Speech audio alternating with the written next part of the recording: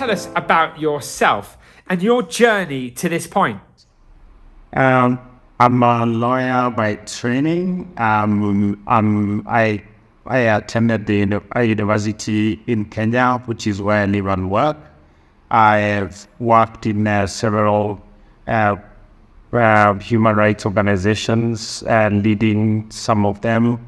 I've had writing roles as a columnist in newspapers and helped to share public opinion on issues of governance, issues of public interest in my life.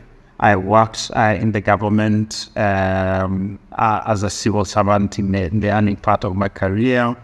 I've also been a member of 2 commissions of inquiry that took place in Kenya. The first commission of inquiry was the Goldenberg Commission that it looked into a financial scandal that affected Kenya's commercial banks and the central bank, and it led to massive losses to the public exchequer in the early 1990s, and the inquiry and investigation itself started almost 10 years later in the early 2000s. I was the second commission of inquiry, was that the commission of inquiry into the violence that followed the 2007 elections in Kenya, where I served as secretary, and we were looking into the very, very horrific violence that took place in that election, and which is not unrelated to the topic that we have to discuss today, which is the topic of international criminal justice. That commission found that crimes, that the violence that took place during that election was of such a high concentration that it attracted or amounted to crimes under the Rome Statute, and the work of that investigation is what eventually led to Kenya becoming a situation country before the International Criminal Court at The Hague.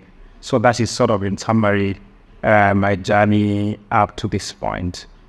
And if I may speak a little bit about what I do now, I work at the Open Society Foundations, which is a global philanthropy that works in 120 or so countries around the globe. We have an African operation that works within Africa only, and we support the emergence of democratic and open societies through grant making, through convening, through support for public interest education, and through engagement with public and private entities. What does the day of international criminal justice mean to you? It means, I think, the consolidation of the efforts that have been made by humanity to establish a predictable way of promoting justice for atrocity crimes that happened during our time. After the Second World War, we had the Nuremberg trials, which were ad hoc arrangements to bring to justice those who were judged to have committed atrocity crimes from that war. Then there was a long global law, which then until we had the genocide until we had the genocide in Rwanda and also in the former Yugoslavia, and the 2 episodes in the early 1990s led to the 2 tribunals, the one for former Yugoslavia and the other one for Rwanda. And the experience of those 2 ad hoc tribunals then led to debate by the international community on the need to establish, on whether or not it was possible or even desirable to establish a permanent international court to deal with the possibility of atrocity crimes, but also to be a deterrent to the future occurrence of such crimes. And the International Day of Justice that we are commemorating today is a culmination of the vision that an international court to try atrocity crimes is possible and has come to pass and is currently represented by the International Criminal Court that is situated at the Hague. Could you tell us about the Open Society Foundations and the important work that you do? So the Open Society Foundations is a global organization that works in about 120 countries, including here in Africa. Its benefactor is the famous American philanthropist George Soros, and he has contributed a significant part of his fortune during his lifetime towards promoting open society causes. Here in Africa, we work in more than 20 countries promoting open society values, which include women's rights, which include in the iteration of our current strategy, which is a strategy for the year 2023. We support engagement around security and rights. This is an inquiry into the interface between human security and on the one hand, and state security on the other. How accountability is to be ensured, where there is an interface between security and human rights. We also support accountability and justice, the kind of issues that are represented by the day that we're commemorating today, but also the human rights, gross human rights violations that take place in the context of conflict of the kind that unfortunately is pervasive within the African continent. And we also support engagement on the emergence of Africa's agency in the new global order. So basically, how does global Africa begin to look like in the current circumstances where global consensus about the consensus about global governance is increasingly challenged, but also increasingly fragmented.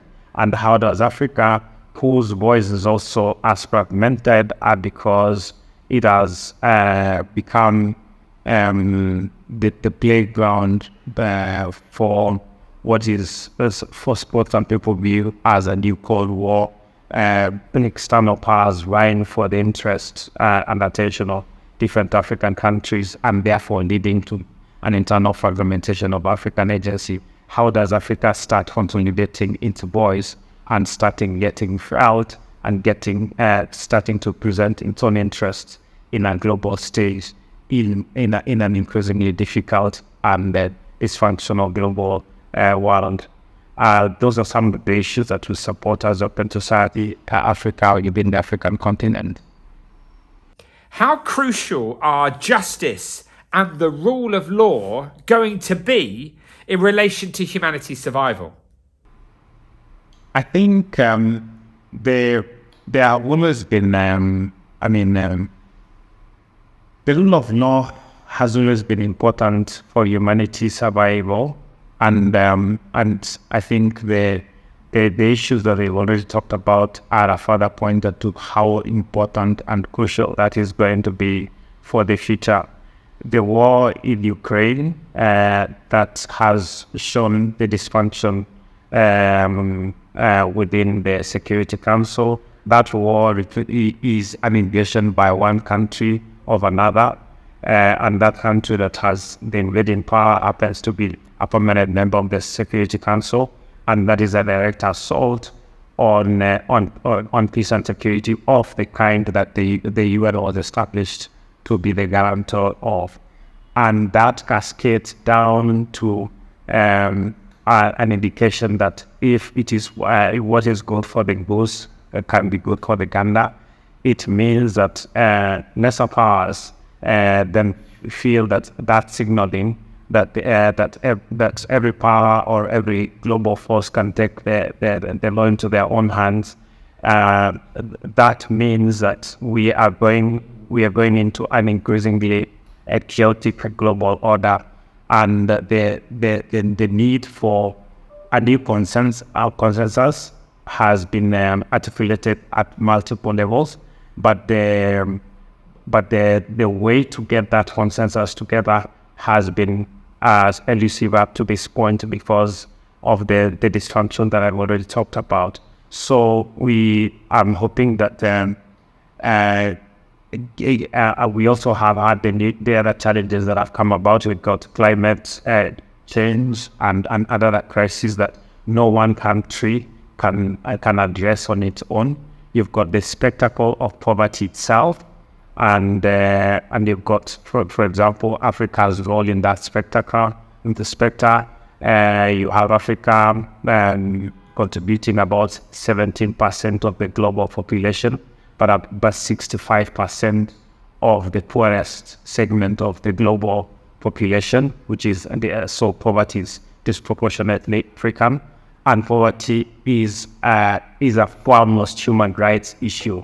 And you also have the paradox of the fact that African continent contributes about 35% of global mineral wealth, which means it's got a dominant contribution to global mineral wealth, but also a dominant contribution to global poverty at the same time. So the juxtaposition of those opposing realities is really, really part of the concern that we should have about a new global order that takes into account questions to do with how do we ensure that there's sustainable development that will lift the poorest countries, which the predominant number of which happen to be Africa, out of poverty. How do we lift populations in Africa out of poverty? And because poverty is the greatest form of violence against human beings and makes other forms of violence, including the taking of arms, possible. If you go back to what I started with, the war in Ukraine, there's a particular global reaction to it that was distinct from, for example, the reaction that have been had to the crises that happened on the African continent. You had the war in Tigray in Ethiopia, which had a completely different, which elicited a completely different global reaction from the war in Ukraine. And I would say that the difference between the explainer for the difference in the reactions to the two wars is the fact that one war is taking place in a third world, in a poor country. It is poor people being killed. On the other hand, in Ukraine, it is a war that takes place against, the soil of a relatively well-to-do country. And the vast reactions are explained by that part in my assertion. Could you give us an example of justice and the rule of law having a profound and inspirational impact in relation to humanity's survival? I spoke about some of the work that I did in the past here in Kenya, where I served in a commission of inquiry that looked into a significant banking scandal that had taken place in the country in the 1990s. That scandal led to massive, very, very colossal losses to the public exchequer. And the architect of at the end of that inquiry, a report was written that called for accountability through prosecution of the people who are responsible for that pillage of public funds. An attempt were made at the time by the Kenyan government to mount prosecutions, but because of the inefficiencies of the justice system in Kenya, those prosecutions ultimately amounted to nothing. And the architect of the scandal was ultimately acquitted, migrated countries, and set up shop in a different part of the African continent, which is Zimbabwe. More recently, we've had an expose by a section of the media, Al Jazeera. They call it Gold Mafia. Gold Mafia is an expose about how a group of smugglers act to steal gold from gold-producing African countries, and have, with the support of African states and corrupt public officials, including corrupt ultimate leaders, kings and presidents, to steal gold from their own countries and therefore defraud their own people. The person who was charged in Kenya but never convicted has come back almost 20 years later to be a chief player in corruption scandals in another African countries. This points to the consequences of impunity. What happened in Kenya was ultimately never punished. And because the persons that were responsible, the architects of the public corruption that I've discussed in Kenya, were never ultimately brought to justice, they lived to commit exactly the same kinds of crime affecting a different country. Corruption of the kind that happened in Kenya at the time, and that the one that has been recently exposed in Zimbabwe, and that covers a large number of gold-producing Central African countries, that level of corruption is a crime against the public, but it is first and foremost a crime against the poor, because corruption affects the poor disproportionately to the way it affects everybody else, every other segment of the population. This example shows that there are consequences to impunity.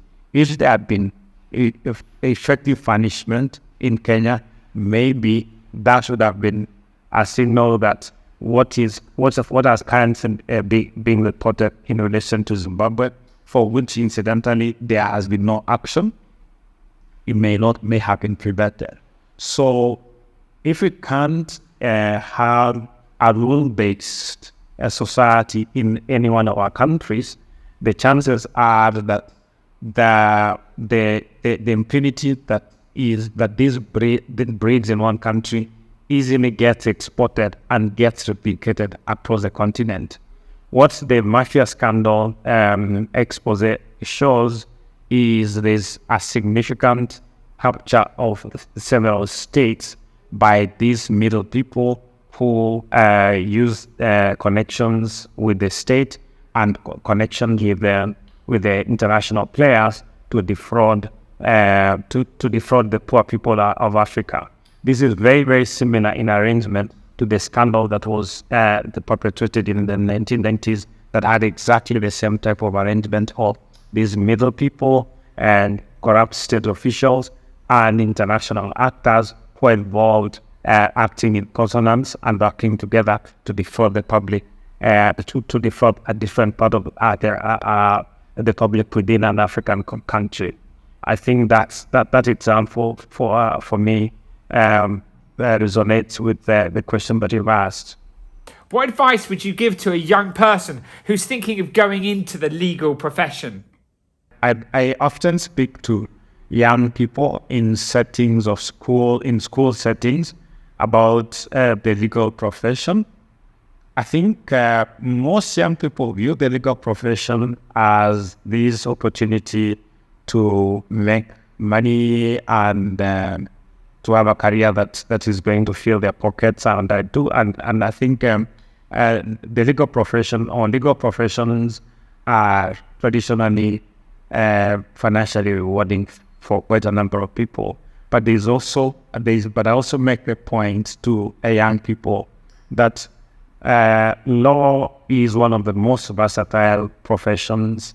It prepares you to serve in almost any public capacity.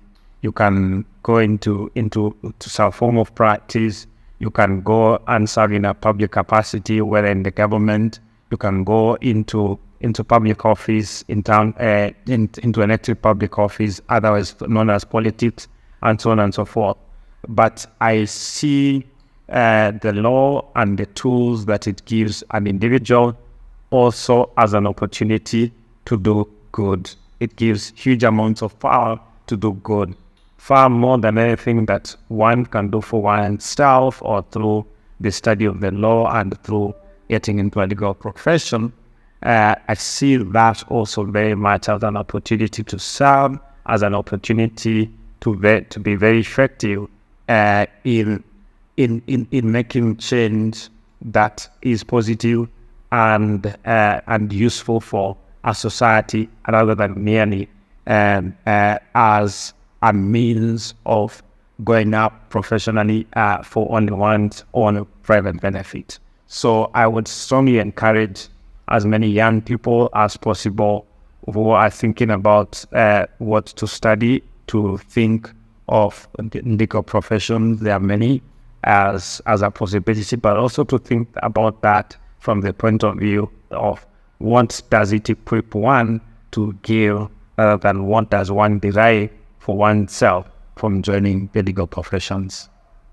Is there anything that individuals can do to support justice and a strong rule of law? And also, what legal non-profits or charities that are helping vulnerable people and, of course, the planet would you recommend for individuals to support?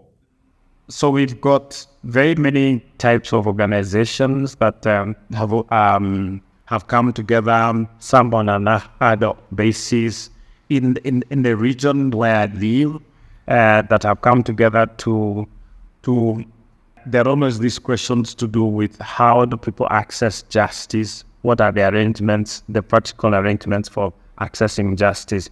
In our part of the world, the bottlenecks or the impediments to accessing justice include cost, and remoteness, which includes distance and also ignorance and things like that. So because lawyers are very difficult to for most people to access because they can't afford them, they are very few within the population. There are ways in which legal professionals sometimes have organized themselves to support demands or the needs of the public to access legal advice. The law societies tend to organize ad hoc arrangements for the public to access justice. There are many non-governmental organizations, some of them that are partners of the Open Society Foundations, that have organized themselves to give legal aid or to give legal advice, if not a full range of legal aid. There are publicly funded opportunities coming into place now, and they are at a level of nascency, unfortunately, but they are there within the African continent. There are also individuals who are public spirited, who have legal skills, who happen to also offer their services. What has also happened in the absence of formal lawyers, there have been arrangements for training paralegals. These are people who have got basic legal literacy and who sort of become a filter to people who need access to lawyers, but because there are not enough lawyers to go around, you can meet with and get advice from a paralegal on simple things to do with, for example, what form you need to fill to access a court of law. There are new arrangements in place. Kenya has led with that of fast and sort of rough and ready justice arrangements that target the low income people that also deal with small claims, people who are making small claims. For example, a small liquidated claim of a sum of money that does not need to go to lawyers and to go through a technical and long process. So those arrangements are coming into being, and opportunities for engaging with those are also coming into being, and we hope that can be developed into the future.